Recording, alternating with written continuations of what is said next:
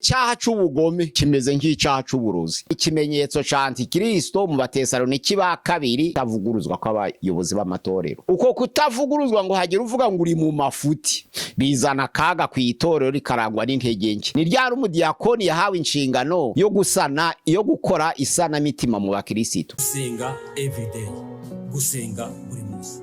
Nusenga uzanesha, nunanigwa gusenga uzaneshwa. Senga. Reka ngusuhuze inshuti ya gusenga everyday, nizere ko mumeze neza mumusaba kumwe na Imana Kiza Edouard bari mu Rwanda. Shalom bari muri Afrika, mwese mwumva ikirundi n'ikinyarwanda n'ikinyamurenge n'ikinyabwisha. Shalom tubahaye ikaze kuri gusenga everyday ariko mugabane w'Uburayi mukora byacu. Tubahaye ikaze kuri gusenga everyday ariko mugabane wa Aziya mukora byacu. Tubahaye ikaze ariko mugabane wa Amerika mukana ibiganiro byacu. Tubahaye ikaze ariko mugabane wa Oceania. Tubahaye ikaze mu biganiro bya gusenga everyday. Kuko muri kamera za gusenga everyday turi kumwe na pastor mu bisanzwe. Pastor aho mwaramutse neza, amakuru yanyu murakomeye neza. Mwatangira musuhuza abantu. Ni karibu kuri channel ya gusenga everyday. Bene data badukurikira bakadufasha no gusangiza ibiganiro, bamamaza ubutumwa bwiza kugira ngo bugere mu mahanga yose n'ibihugu bitandukanye n'imigabane itandukanye. Turabashimiye kandi turabakunda kuko namwe mudukunda, kuko abadufasha gusharinga mwese muri inshuti zacu. Ntabwo tuzabura kubazirikana igihe cyose imbere y'Imana tubasengera. Murakoze cyane Mana, turagushimiye, turaguhimbaje iki gitondo duhaye cyiza, igitondo c'umugisha kugira ngo twamamaze ubutumwa bwiza ko ni inshingano ikomeye Yesu Kristo yasigiye abigishwa be. Basigiye ijambo ryawe, ariko namwe mugende mu mahanga yose muyahindura kuba abigishwa banje. Mu izina rya Yesu Kristo dusenze icubahiro cyawe kugira ngo kibe hafi yacu, tugoteshe imbaraga zawe kugira ngo ubutumwa bwiza bwamamare bugere kuri benshi, buhembure imitima ya benshi, bukomeze benshi, kugira ngo buri wese nyagasane azirikane ibiharimo naho ari n'umwanya arimo ukurikije uko igihe cy'imperuka kigeze. Mana ubane natwe twese, utangirane natwe, tubyambaje mu izina rya Yesu Kristo, amena. Tubahaye ikaze mwese kuri gusenga everyday. Pastor ikaze. Twaganiriye na turacaganira n'ubundi ku mpamvu 30 zituma itorero rigira intege nke. Ubu tugeze ku mpamvu ya 11, twarangije 10, tugeze ku mpamvu ya 11 igaragaza ko itorero ryo mu minsi y'imperuka rigira intege nke. Impamvu ya 11 nuko abantu bigisha ijambo ry'Imana kenshi bataryumvira. Ni ya 11. Abantu bigisha ijambo ry'Imana ntibaryumvira. Mu gitabo cy'Ibyahishuwe igice cya mbere umurongo wa 3 haravuga ngo hahirwa abantu basoma ubuhanuzi bw'iki gitabo. Hahirwa abantu batega amatwi bakumva ibirimo n'ukuri kuvuyemo. Ariko ku murongo haravuga ngo hahirwa n'abitondera amagambo yanditswe muri ubu buhanuzi kuko igihe kiri bugufi. Nuvuga ngo hahirwa umuntu usoma aya magambo, hahirwa umuntu utega amatwi bakayamubwira, hahirwa n'uwitondera ibyanditswe mu gitabo cy'ubuhanuzi kuko igihe kiri bugufi. Hariya ngo kwitondera amagambo yanditswe muri ubu buhanuzi bisobanura ngo kuyumvira. Kwitondera ni ukumvira ugashira mu bikorwa ibiri muri ayo magambo. Mu butumwa bwiza uko bwanditswe na Yohana igice cya 13 umurongo wa 17 haravuga ngo ubwo mumenye ibyo murahirwa niba mubikora. Ubwo mumenye ibyo, ntabwo ijambo ry'Imana ari ukurimenya gusa, ariko ijambo ry'Imana avuga ngo mubwo mumenye ibyo murahirwa niba mubikora. Yohana 13 umurongo wa 17. Donc wamenye ijambo ry'Imana ni byiza, ariko arahirwa niba yubahiriza ibyanditswe muri ayo magambo. Muri Abaroma igice cyaho ca 14 umurongo wa 23 imirimo yose ikozwe idaherekejwe no kwizera ihinduka icyaha. Ni ukuvuga ngo abantu bakwiriye kumvira amagambo y'Imana noneho bakayasoma ni koko, ariko kuyashira mu ngiro kikaba intambwe ya kabiri yo kunezeza Imana. Nuvuga ngo intege nke z'itorero zirangwa nuko abasoma ijambo ry'Imana bataryumvira, ntabwo baryumvira. Abasoma ijambo ry'Imana ntibaryumvira. Paulo yavuze ku bantu bameze batyo mu gice cya 2 cy'Abaroma, abwira abakristo b'i Roma, aravuga ngo mwigisha abandi ntimwiyigishe, mukabwira abantu kutangana ubwanyu mukangana, mukabuza abantu kwiba ubwanyu mukiba, mukabuza abantu gusambana ubwanyu mugasambana. Donc uyu muntu yari ku ruhimbi akabikora nk'inshingano, abuza abantu kubikora ariko atarabivuye. Mu nuvuga ngo akabuza abantu kwangana yangana, akabuza abantu kwiba yiba, akabuza abantu kuroga aroga. Kwangana ubundi ku bagabo ni nko kuroga ku bagore, kuko muri Samweli ya mbere igice cya 15:23 haravuga ngo icyaha cy'ubugome kimeze nk'icyaha cy'uburozi.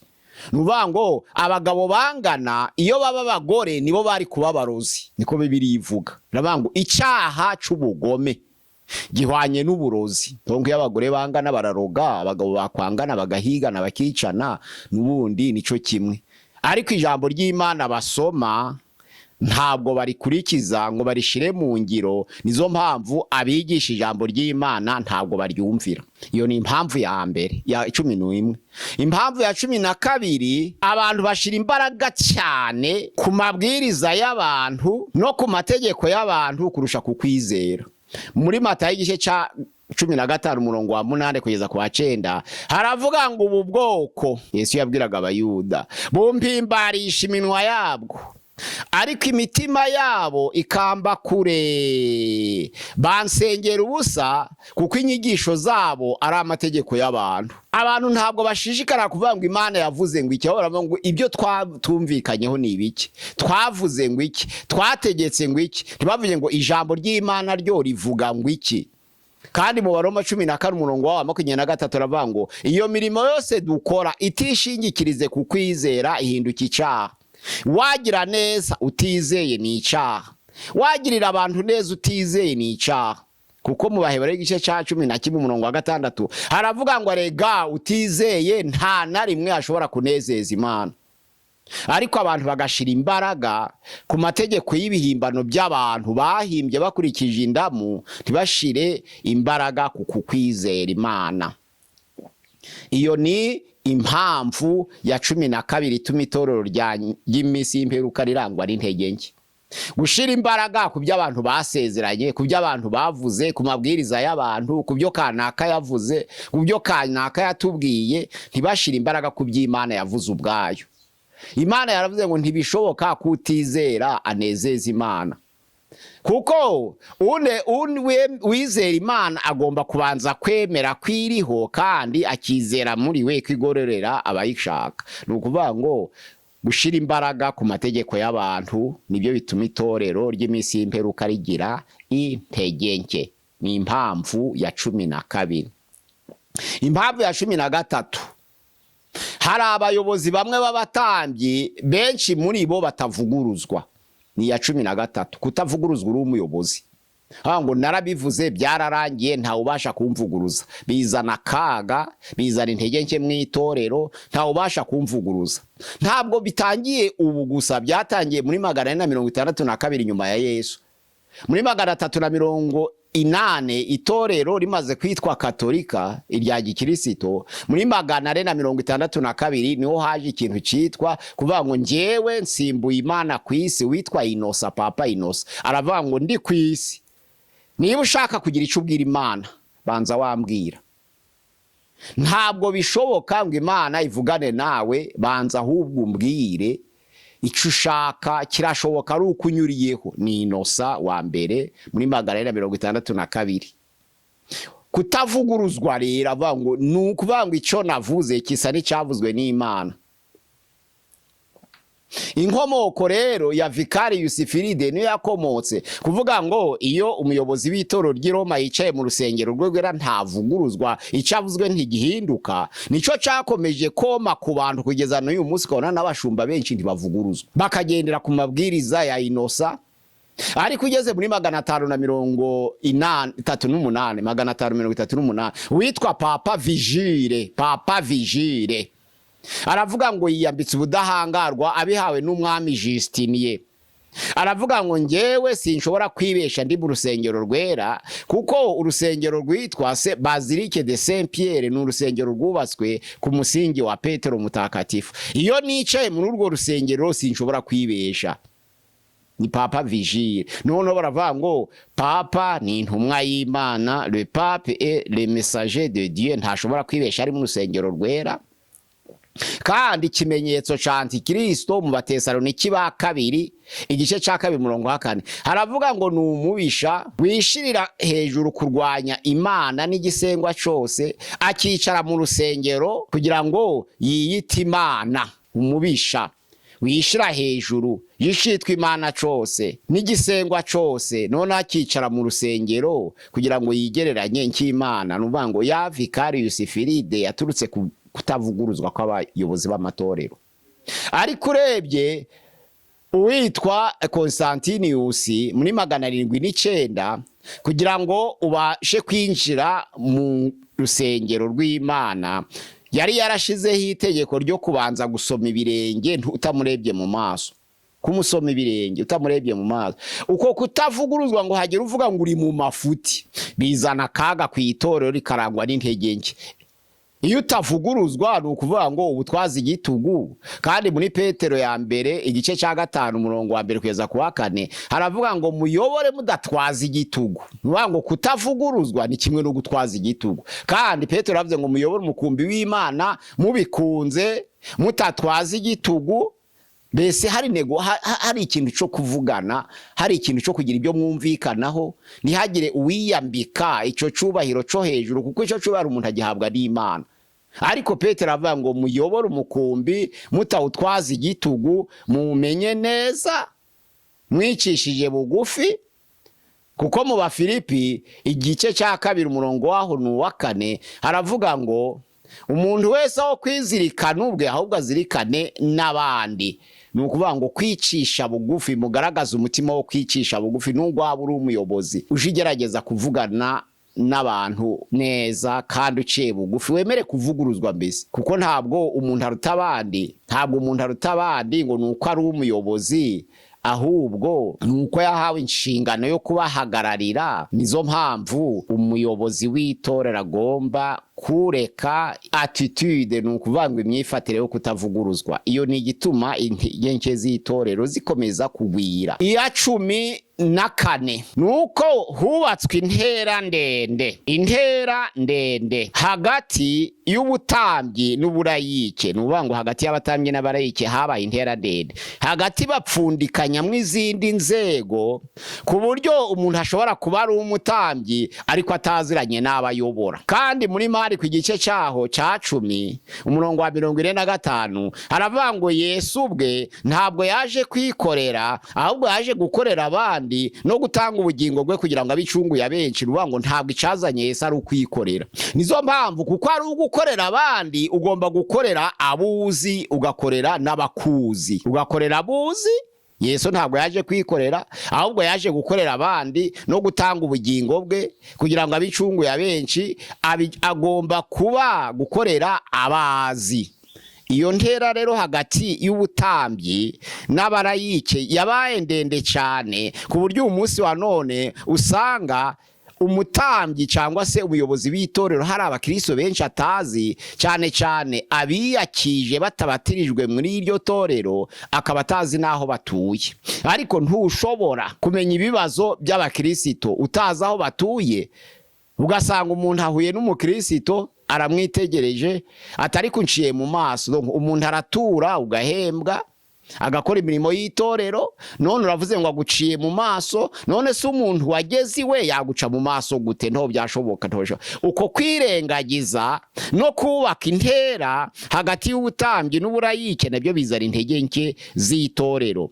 Yesu yaravuze muri Yohana igice ca 10:27 aravuga ngo intama zanje ndazizi zose, nazo iyo zumvishe ijwi ryanje zirankurikira. Ariko umuntu kurwara hagahita ukwezi n'igice, umutambyi atazi aho ari, atazi ko yanarwaye, bamubwira ngo hari ibibazo mu bakristo ngo mubwira abadiyakoni, ni ryari umudiyakoni yahawe inshingano yo gusana, yo gukora isanamitima mu bakristo? Hari igishinzwe umudiyakoni, usomye mu byakoze no mu gice cya 6, umudiyakoni ashinzwe kugabura, kugabura byatandamo no kwakira abashitsi bakabaza diyakoni iyo yarari. Ariko umudiyakoni ntabwo inshingano ye ari ukuja gukora isanamitima mu bakristo. Ariko ugasanga baravye ngo barafite ngo abadiyakoni ni babarebe, bafite perezida wakoraye nabarebe. Umuntu wese ukora umurimo atawuhemberwa ukorana umujinya. Umuntu wese ukora umurimo adahemberwa awukorana umujinya. Nizo mpamvu mu itorero ry'intumwa y'ikinyejana ca mbere ijambo ry'Imana mu byakozwe n'intumwa igice cyaho ca 2 utangiye ku murongo wa 41 aravuga ngo nuko basangiraga ibyabo byose kandi bakabisangira bari hamwe kandi bakabisangira baziranye. Nuko umuntu wese yahabwaga uko akennye, bamusuye bakamenya icyo akeneye koko, bagasubiza barashe ku ntego. Nuko abera b'Imana basangiraga ijambo ry'Imana, nuko abera b'Imana basangiraga ibibonetse byose, buri wese agahabwa uko akennye, bakaba baziranye. Nizo mpamvu nta mishahara yari yarabagenewe, ariko babaga basangiye ibyabo byose babiriyeho. Ariko kubona umuntu ahembwa akavuga ngo mubaze udahembwa, ikibazo c'umukristo na akaga gakomeye. Ntabwo umuntu ukora imirimo adahemberwa ikorana ibyishimo, arayakira kubwo kubaha gutegetswe n'amategeko.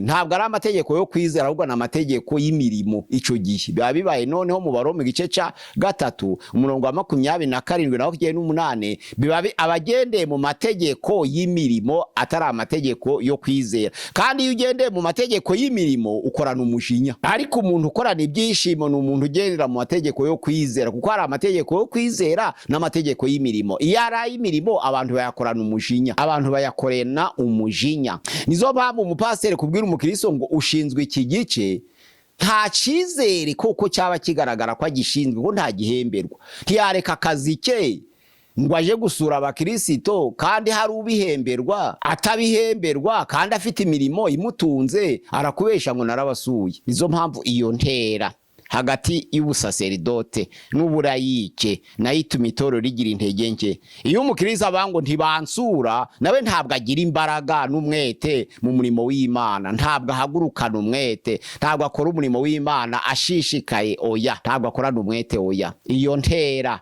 yari ikwiriye nyamara kuvaho. Iyo ntera hakaba ikintu citwa kungana kw'abakristo, ko ntabwo turutanwa.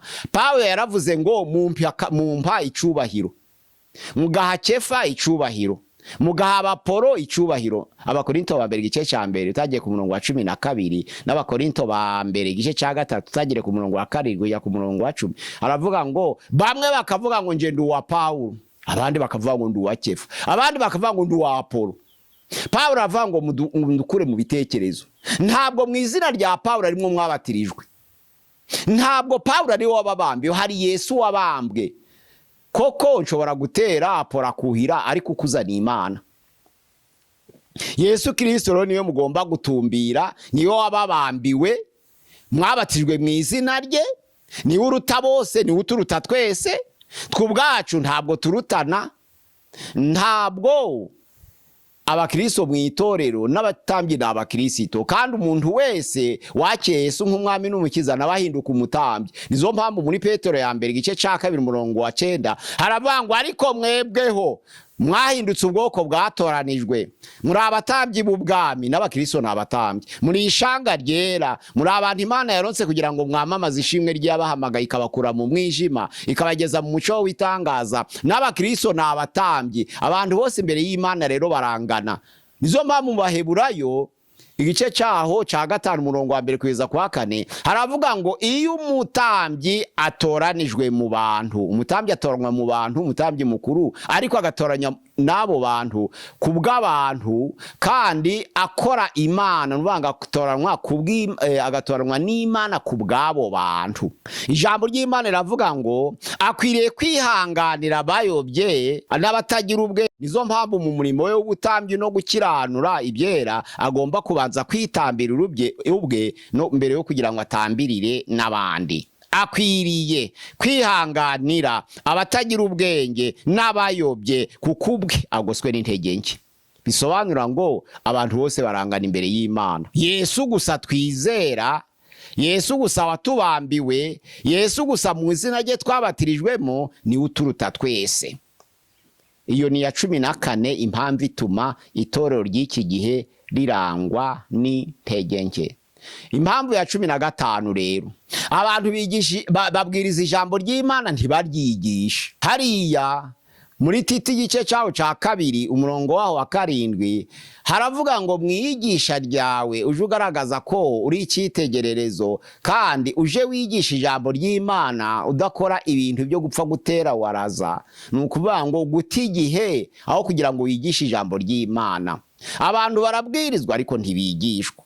Nico kibazo gituma itorero ry'iminsi y'imperuka rigira intege nke. Bakabwirizwa ariko ntibigishwe. Ugasanga noneho rero gahunda yo gutunganya ekodime nuvango ishuri ryo ku cyumweru ntabwo yigishwa n'abantu babifitiye ubushobozi kuko batabyitayeho, ariko ijambo ry'Imana ryerekana ko abakristo bava mu bwana. Mu gutegeka kwa 2 igice cyaho cya 6 umurongo wa 6 tugeza kwa 8 haravuga ngo aya mategeko ngutegetse uyu munsi mwana wanje uyashire ku mutima wawe, wiyigisha abana bawe, uko wicaye mu nzu yawe, uko ubyutse uvuye mu nzu yawe, uko ugenda mu nzira uyasubiramo, uyashire ku nkomanizo z'imiryango uturiyemo. Wiyigisha abana bawe, uyashire ku nkomanizo z'imiryango, uyashire hagati y'amaso yawe mu ruhanga rwawe, uyasubiremo kugira ngo abana bawe bayakuriremo. Na nizo mpamvu mu Migani igice cya 22 umurongo wa 6 havuga ngo wari ukwiriye kumenyereza umwana inzira akwiriye kunyuramo akiri muto azarinda yisaziramo. Nuvuga ngo abana bato barafata, abana bato ntibibagirwa n'ibyo bafashe. Iyo umuntu agize umwete wo kwigisha ijambo ry'Imana abana bato niho barizirikana bakarikomeza rikaba mu mitima, bakazaja barikoresha bamaze kuba bakuru ibyo bafashe mu mutwe. Ni ukuvuga ngo gusuzugura ekodime, abantu bakabwiriza gusa mu rusengero kuko iyo umwana umubwirije ntaca afata, ariko iyo umwana umwigishije. Izo mpamvu abakristo babwirije imyaka 20 ubaye ikizamini ca Bibiliya babona 0, ariko abanyeshuri biga imyaka 12 bakabona diplome kuko babifashe. Babyiza ari abana barabifata, bageze ku rwego rw'imyaka 20 barangije kubyuzuza byose, none ubaye ikizamini baragitsinze kuko babitangiye bakiri abana. Ariko haye ikizamini ca Bibiliya abakristo mu itoro babona 0 kuko barabwirizwa ariko ntibigishwa. Babwirizwa ijambo ry'Imana ariko ntibariganiraho. Muri Timoteyo ya 2 igice cyaho cya 4 umurongo wa 1 kugeza ku wa 4 haravuga ngo wigishe, uje ugira umwete wo kwigisha ijambo ry'Imana mu gihe gikwiye n'ikidakwiye, noneho uhane, uteshe, uhugure, ariko wigishe. Na Yesu atanga inshingano yikomeye muri Matayo 28 umurongo wa 18 haravuga ngo Yesu yigira hirya, yegera abigishwa be arabahamagara, arababwira ngo nahawe ubutware bwose mu ijuru no mu isi, nuko mugende muhindura abantu bose kuba abigishwa banje, mubatiza mu izina rya Data twese n'Umwana n'Umwuka wera. Hari jambo rivuga ngo kandi mubigisha kwitondera ibyo nababwiye, kandi mubigisha kwitondera ibyo nababwiye. Twite ku bana bacu tubigisha ijambo ry'Imana, bazakura ari abakristo bakomeye. Yaba Kristo bari mu ijambo ry'Imana barakomera, noneho nibwo itorero rigira imbaraga kuko rifite ijambo ry'Imana. Itorero rifite ijambo ry'Imana, itorero rifite amasengesho, itorero rigahagurukira no guterana kwera nkuko byanditswe mu Baheburayo igice cyaho ca 10 umurongo wa 25 nuvuga ngo itorero rikomezwa n'ijambo ry'Imana, itorero rikomezwa n'amasengesho y'abera, itorero rikomezwa no guterana kwera kuko intego yo guterana kuri twese nukuramya, nugukeburana, nukumenyana ibibazo hagati yacu. Itorero twese turi ingingo z'umubiri wa Kristo Yesu, kandi buri wese n'urugingo rwa mugenzi we.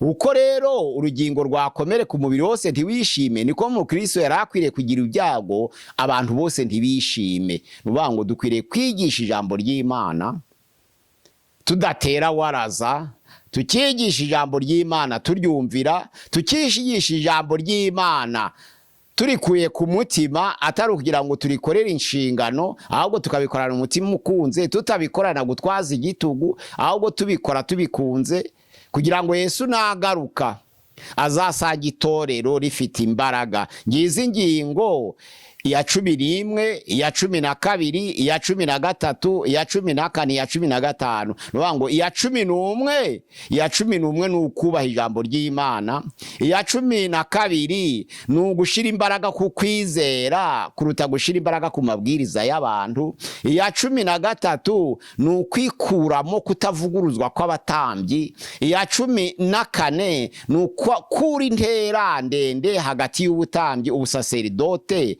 n'uburayike. None intera ya 15 nukwigisha ijambo ry'Imana twubahiriza, kurishira mu bana bato ekodime tukayidevelopa, ntitubwirize gusa ahubwo tukigisha ijambo ry'Imana. Ko kubwiriza gusa ntabwo bikomeza itorero, ariko kubwiriza ukigisha ijambo ry'Imana nibyo bikomeza itorero. Ibyo rero bizatuma itorero ryo mu minsi y'imperuka ritarangwa n'intege nke. Abantu nibubahiriza ziriya mpamvu uko ari 30 zituma itorero ryo mu minsi y'imperuka rigira intege nke, itorero rizagira imbaraga. Kandi za ngororano Yesu yasezeraniye abayobozi, kuko hari amakamba azatangwa, ariko ikamba ry'ubwiza ni ikamba ryateguriwe abahagaze mu nshingano bose.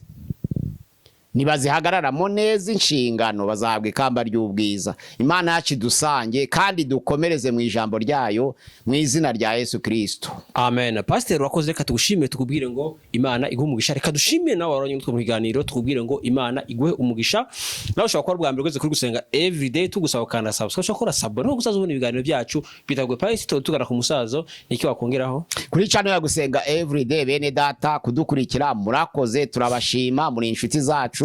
Muje mureba kuri nimero 0786 966 20 0786 966 20 kuri channel ya gusenga everyday. Imana iduhane imigisha, turabifuriza gukomera muri iri toro ry'iminsi y'imperuka.